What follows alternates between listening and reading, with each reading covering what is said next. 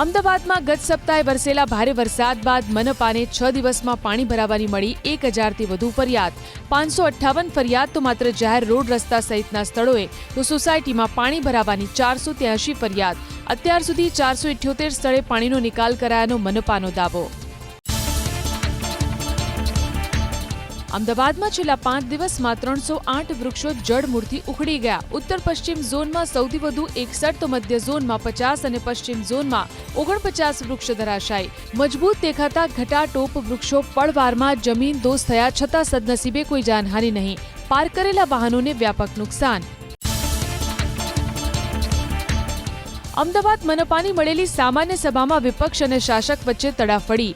શહેરના 60% ભાગમાં storm water લાઇનનું માળખું જ ઊભું ન કરાયાનો વિપક્ષનો આરોપ. રાજપથ રંગોલી રોડ, વેજલપુરમાં જ્યાં નવી લાઇન નંખાઈ ત્યાં જ ભરાયા પાણી. શહેરમાં 1400થી વધુ ખાડા પડ્યાનો દાવો.